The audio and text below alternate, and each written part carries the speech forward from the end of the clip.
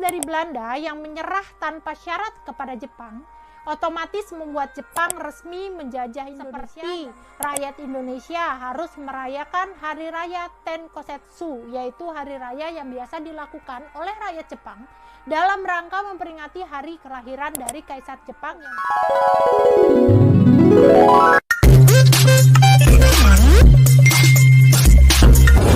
Hai guys, assalamualaikum warahmatullahi wabarakatuh. Kembali lagi di channel Anak Kentang. Sebelumnya terima kasih ya sudah klik video ini. Dan buat kalian nih yang belum subscribe, ayo ditekan dulu tombol subscribe-nya di bawah ya. Karena subscribe dari kalian semua sangat berarti banget agar channel ini makin berkembang. Serta jangan lupa juga untuk diaktifkan tombol loncengnya supaya kalian bisa terus update dengan video terbaru dari kami. Dan kali ini aku mau melanjutkan dari video sebelumnya ya, mengenai sejarah panjang dari kemerdekaan bangsa kita, bangsa Indonesia, yang aku ceritakan dalam rangka menyambut Hari Kemerdekaan Indonesia yang ke-77. Dan buat kalian nih yang belum nonton video sebelumnya, berhentikan dulu videonya sampai sini, balik lagi ke video sebelumnya.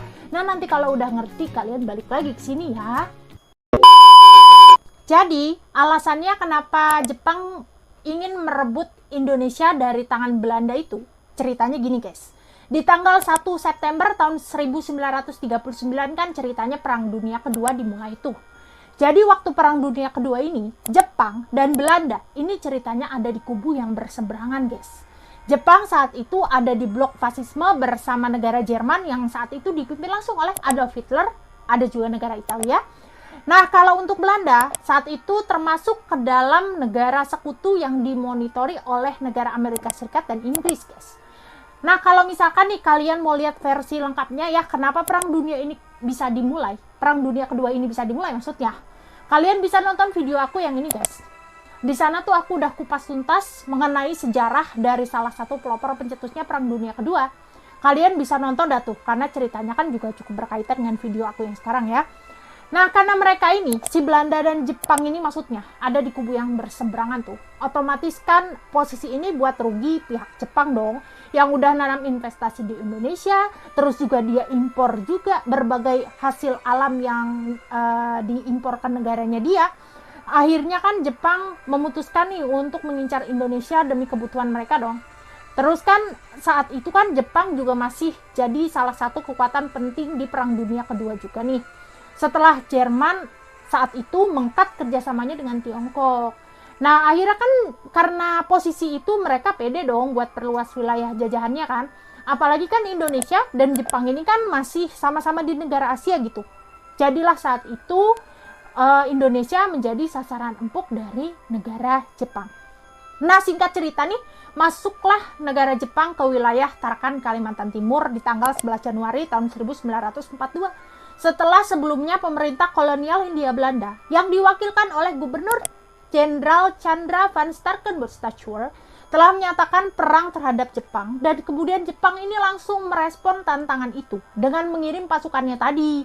Nah, kemudian setelah dari Tarakan yang berhasil diduduki Jepang, mereka langsung pergi lagi ke kota Balikpapan di tanggal 24 Januari 1942. Kurang lebih 13 hari kemudian ya guys. Nah, terus selanjutlah mereka tuh ke kota Pontianak 5 hari lagi setelahnya. Ya, jadi abis dari Tarakan, mereka ke kota Balikpapan, terus lanjut lagi ke Pontianak. Nah, terus habis itu nih, setelah dari Pontianak, mereka pergi lagi ke Samarinda dan Banjarmasin yang direbut secara berturut-turut di tanggal 3 Februari tahun 1942 dan 10 Februari tahun 1942 dari tangan Belanda.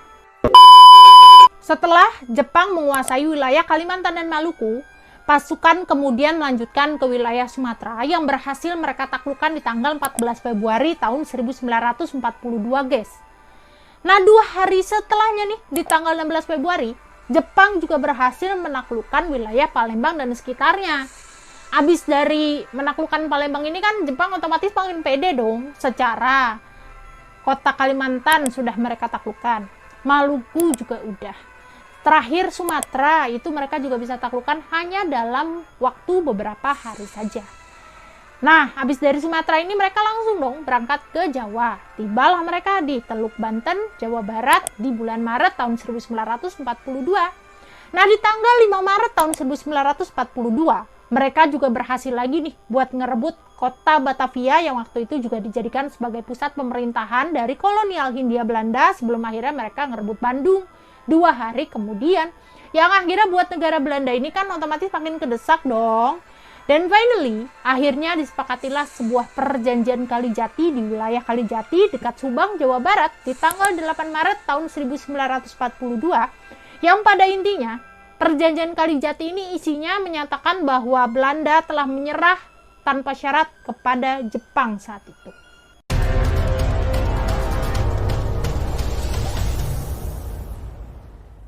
Setelah resmi menduduki Indonesia di tanggal 8 Maret tahun 1942 yang ditandai dengan perjanjian Kalijati, Jepang rupanya mulai menyusun rencana pemerintahan supaya bisa menarik simpatisan warga Indonesia saat itu istilahnya lah ya. Nah, di posisi lainnya nih, warga negara kita kan saat itu udah lama banget ya dijajah sama Belanda kan. Otomatis kan awalnya mereka seneng dong sama datangnya Jepang ini karena mereka tuh ngiranya kalau Jepang saat itu tuh mau membantu kita dalam mengusir Belanda. Karena kan Jepang ini tuh tahu nih kalau rakyat kita kan pengen banget merdeka kan. Makanya mereka tuh mengaku sebagai saudara tua dari negara kita sendiri. Tapi nyatanya hoax, guys. Kenyataannya mereka tuh cuma mau menguasai semua sumber daya negara kita aja. Baik itu sumber daya alam, sumber daya manusianya juga mau dikuasai juga sama mereka saat itu. Dan dari situlah Jepang mulai melakukan aksi-aksi propaganda demi menarik simpatisan warga. Seperti membentuk gerakan 3A di tanggal 29 April tahun 1942 yang dipelopori oleh Kepala Departemen Propaganda yang bernama Hitoshi Shimizu yang saat itu dibentuk untuk membantu usaha peperangan mereka dalam melawan sekutu dalam Perang Dunia Kedua dengan semboyannya Nippon Pelindung Asia, Nippon Pemimpin Asia, dan Nippon Cahaya Asia. Terus ada juga pembentukan organisasi Pusat Tenaga Rakyat atau yang disingkat PUTRA di tanggal 16 April tahun 1943 yang saat itu dipimpin oleh 4 serangkai yang terdiri dari Bapak Insinyur Soekarno, Bapak Muhammad Hatta, Kiai Haji Mas Mansur, dan Ki Hajar Dewantara yang tujuannya adalah untuk membangun dan menghidupkan kembali hal-hal yang saat itu telah dihancurkan oleh negara Belanda. Selain itu, juga masih banyak lagi lah pokoknya organisasi yang dibentuk oleh Jepang sebagai dukungan untuk negara mereka dalam Perang Asia Timur Raya atau yang disebut dengan Perang Pasifik dan Perang Dunia Kedua di wilayah Samudra Pasifik seperti Heiho, Peta, Seinendan, Keibondan, Fujinkai, dan Jibatukai yang nantinya berubah nama menjadi Barisan Berani Mati atau BBM yang disingkatnya, yang menunjukkan aksinya nanti setelah proklamasi kemerdekaan ketika perang melawan sekutu di Surabaya tanggal 10 November tahun 1945. Dan buat kalian nih mungkin yang bertanya apa sih propaganda itu? Jadi propaganda yang dalam bahasa Latinnya bisa diartikan mengembangkan atau memekarkan, merupakan serangkaian pesan yang ditujukan agar dapat mempengaruhi pandangan seseorang, tindakan masyarakat, atau sekelompok orang yang biasanya terdengar menjadi gambaran di benak banyak orang itu sebagai suatu tindakan atau hal yang buruk, guys. Dan pada kesimpulannya ya, Jepang yang saat itu datang ke negara kita dengan mengambil simpati dan negara kita ini pun percaya kan, karena kan beranggapan negara kita dan Jepang ini kan sama-sama negara Asia gitu ya. Ternyatanya pada kenyataannya, Jepang saat itu datang untuk menguasai sumber daya alam dan sumber daya manusia kita aja pada saat itu, guys. Kalau negara sebelumnya kan datang hanya untuk mengambil sumber daya alamnya aja ya. Nah, kalau Jepang ini, selain sumber daya alamnya juga dimonopoli, sumber daya manusianya juga dimanfaatkan untuk memperkuat armada mereka dalam perang, atau yang biasa disebut dengan Romusha, atau kerja paksa ya, guys. Selama kurang lebihnya 3,5 tahun Jepang menduduki negara Indonesia, berbagai sumber daya kita, baik itu sumber daya alam dan manusia, dimanfaatkan semaksimal mungkin sama mereka, guys. Seperti Jepang yang merampas seluruh hasil pertanian rakyat, ada beras, jagung, teh, rempah-rempah, dan lain sebagainya. Akibatnya kan banyak juga rakyat yang mati kelaparan nih saat itu. Nah, selanjutnya, ada juga sistem tanam paksa, yang hasil dari semua olahan pertaniannya nanti, itu diberikan hanya kepada negara Jepang saja, guys. Tapi rakyat kita ini pun tetap harus membayar pajak kepada Jepang ketika melewati jembatan, jalan raya, dan fasilitas umum lainnya, guys. Coba mau dibayar pakai apa? Udah kerja aja nggak dibayar, malah lewat fasilitas umum, punya negara sendiri pula, itu juga masih disuruh bayar. Itu baru aspek dari sumber daya alamnya aja ya, guys. Kalau sumber daya manusianya juga jangan ditanya. Buat para cowok-cowok nih, mereka kan dipaksa untuk membangun semua sarana perang yang ada di Indonesia. Terus ada juga yang dikerja paksakan sampai ke luar negeri juga ada, guys. Ada yang dikirim ke negara Vietnam, Myanmar, Thailand, dan Malaysia untuk memperkuat armada perang Jepang. Dan semua itu dilakukan secara paksa, guys. Karena kan mereka ini kerja sepanjang hari ya, tanpa diimbangi upah dan fasilitas hidup yang layak juga. Nah, akibatnya banyak dong dari mereka tuh yang nggak pulang lagi ke Indonesia karena meninggal di medan perang ataupun meninggal akibat kelaparan. Nah, itu buat cowok-cowoknya aja dong. Kalau buat cewek-ceweknya nih, rupanya Jepang itu membentuk sebuah organisasi yang namanya Jugun Yanfun, yang isinya itu perempuan-perempuan yang direkrut dari berbagai Asia seperti negara Indonesia, China, dan Korea yang nantinya dijadikan perempuan penghibur bagi tentara Jepang. Jumlahnya juga nggak main-main, guys. Ada sekitar 200.000 perempuan Asia yang dipaksa menjadi Jugun Yanfu. Nah, beruntung kan kita itu para perempuan ini yang lahir zaman sekarang. Coba kalau lahir zaman dulu jadi Jugun Yanfu baru tahu rasa lu minta amit.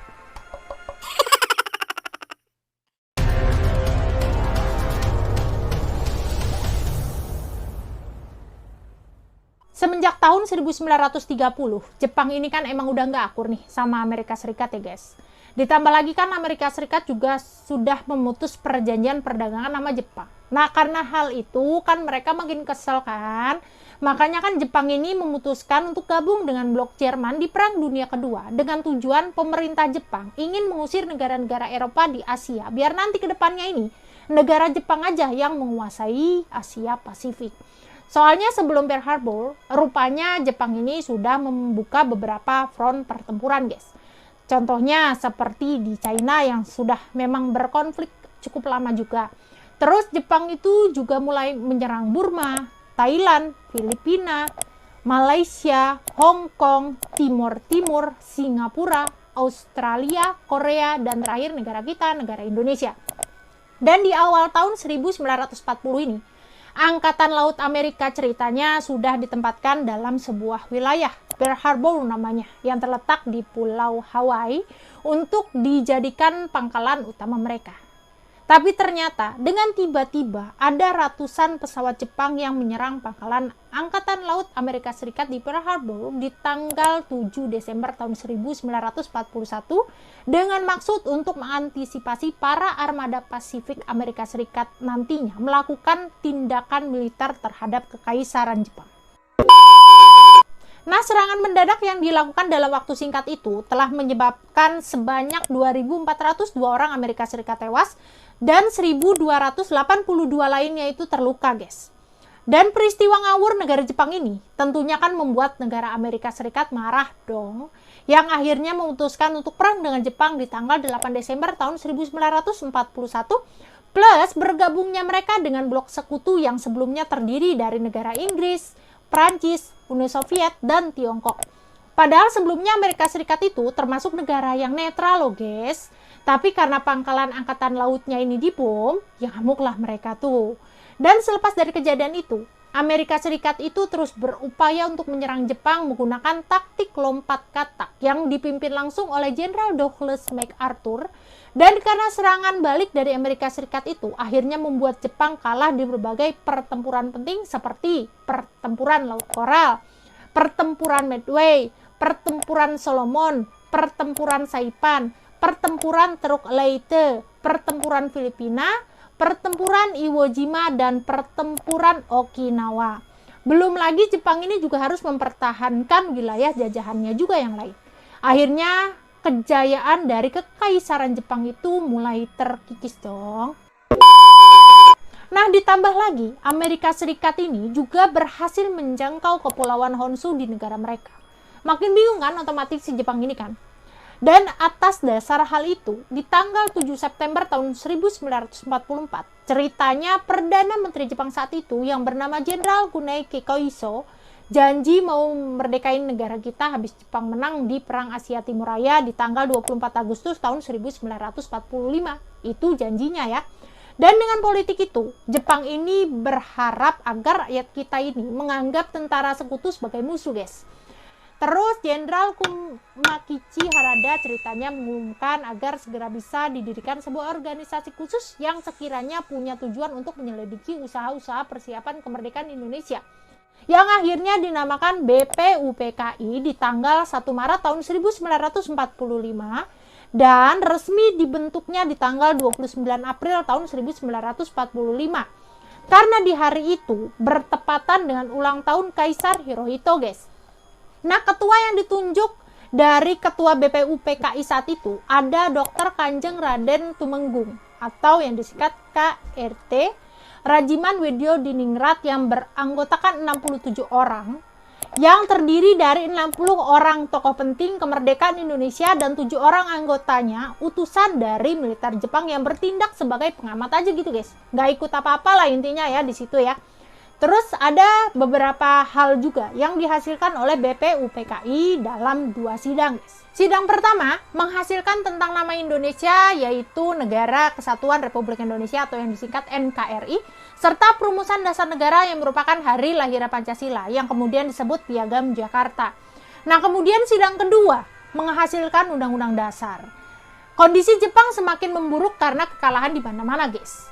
Puncaknya nih, Amerika Serikat mengirimkan pesawat B-29 yang menjatuhkan bom atom bernama Little Boy pada tanggal 6 Agustus tahun 1945.